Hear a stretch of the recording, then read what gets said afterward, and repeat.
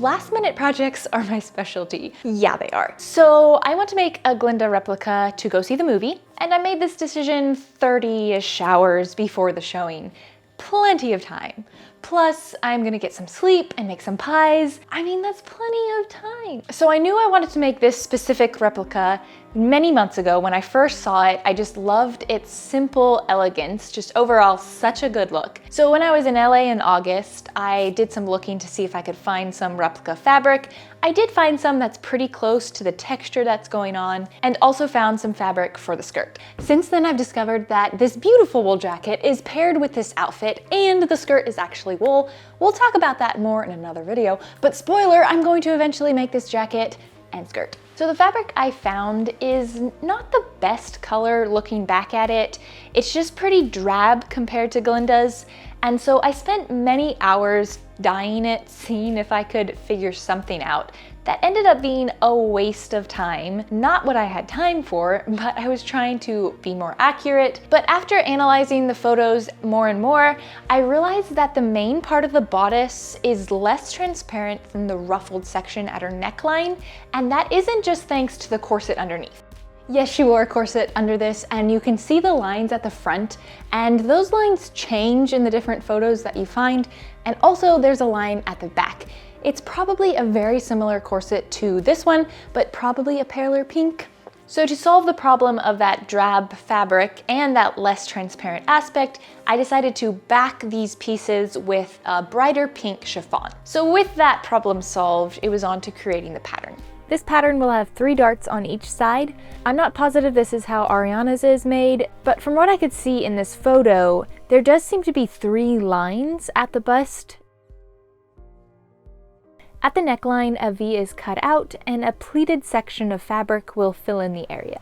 For the back, there's hardly any photos, so these are just guesses as to how it was designed. I didn't notice any seams on the back from the smooth part of the bodice to a ruffled neck piece, plus the back appears to have more room in it. So this could mean that the back pattern is the same pattern piece as the pleated top section. Once I was happy with the pattern, it's on to cutting out all the pieces and starching them. This fabric is chiffon and has a lovely drape, but I wasn't seeing that in the photos, that really soft drape, especially with the cap sleeves and pleated collar. So I started off just starching those pieces, and then I saw how much easier it was to work with, and it looked more accurate to have all the fabric be stiffer. For this project, I used glue tape. I can't believe I just said that. I had some in stock because a lot of the bubble dress skirt, I'm making that one, appears to have no-sew seams. So because of that, I decided using it would speed up the process, plus I think it could be accurate since you don't see a hem on the sleeve and the pleated collar edge doesn't have a bulky edge to it. Did I justify the choice? Maybe, maybe not. But either way, I'm moving on with it. I'm kind of joking about those glue comments. If you use glue, that's totally fine. I am learning its benefits and it's actually pretty nice. So anyway, it's thanks to Craftsy for sponsoring today's video. Craftsy is made for curious creatives who never want to stop learning and trying new things.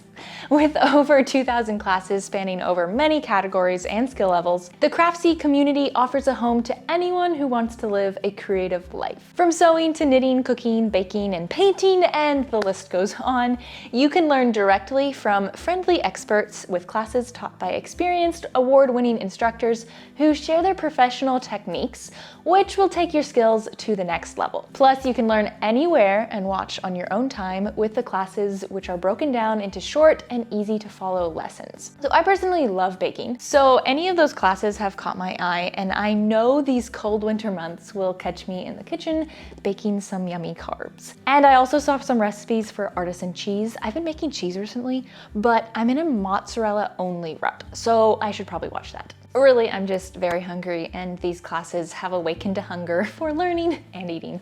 For you, it might be the drawing or the crocheting that catches your eye. Either way, the first 1,000 of my subscribers to click the link in my video description will get a full year of premium membership to Craftsy for only $1.49. That is a huge discount compared to the normal price of $123.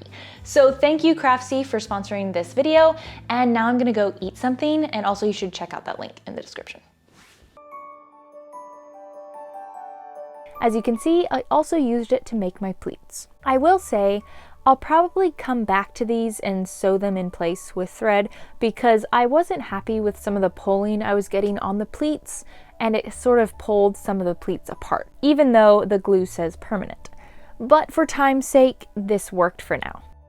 A characteristic of these pleats, they end lower than the edge, which creates a ruffled trim look at the top.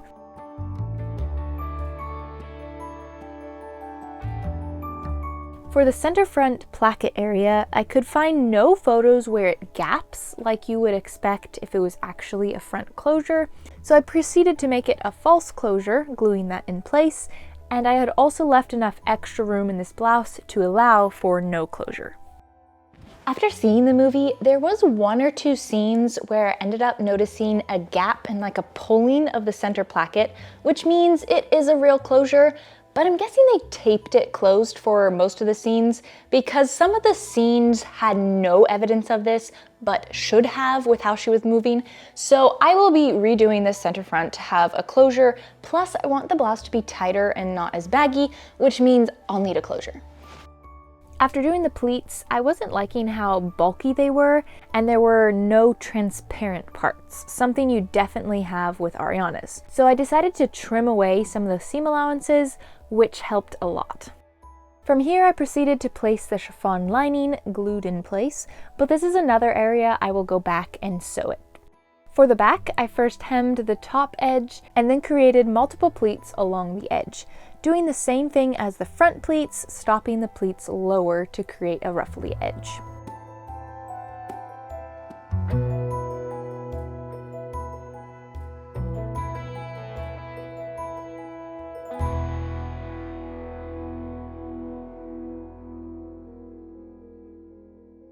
After sewing the shoulder seams together, I then decided to add the chiffon lining to the back, but I didn't want to have a seam line, so ended up gluing it in place.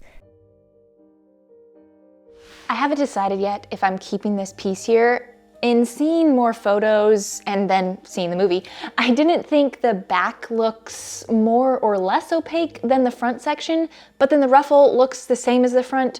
So I'm just kind of confused with it. I'm not sure what the back should look like, but I am leaning towards keeping that chiffon layer there to help hide the bright pink of my corset, because my corset is very pink compared to the pale pink that I think she's wearing. Anyway. Moving on to the little cap sleeves, I hemmed the edge and then ruffled and attached. And also finished the armhole and got the side seams sewn up. If only it was that easy. For the armhole, I got the pieces turned inside out and then got the lining and outer sewn together. The shoulder strap area was a little tight and difficult to get to, but I knew I didn't want any visible stitches in this area and also decided against glue. Once these 2 pieces are attached, I then turned it right side out and did understitching to keep the lining from peeping out of the armhole. After getting it all ironed in place, it's on to the side seam. The chiffon layer and outer fabric are all together in one seam. And the final step is to trim and hem the lower edges, and this is done with glue. At this point, I was about an hour from wanting to be done and really thought about nixing making a skirt. I had been up since 5 in the morning working, and I really needed to do some baking for Thanksgiving because that was the next day. So between baking and getting ready for the movie, I had a cutoff time. But after rummaging through my closet and my boxes of extra costume pieces, I found absolutely nothing that would work in place of a pink skirt. And how could I wear anything but a pink skirt? I mean, for real. So I made a quick skirt with a makeshift waistband and almost did a glued hem, but the glue soaks through this fabric and darkens it, and it's not a good look. So I did a full-on hem. This skirt is not part of the final look, once I make the rest of the things, but it will not go to waste. You can see a lining in Ariana's wool skirt, and this will become that layer. By the time I finished, it was 2 hours later, and an hour later than I wanted to work, but I had a completed look that I could then go to the movies.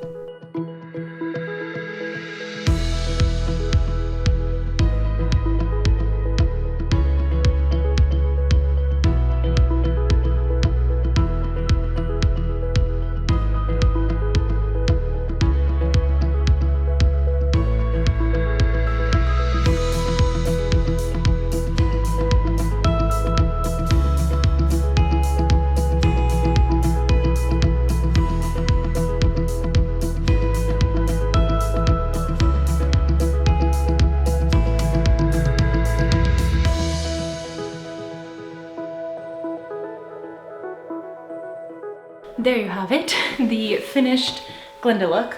Well, not really finished. I still have some adjustments that I definitely want to make with the blouse, and then also making the wool jacket and skirt.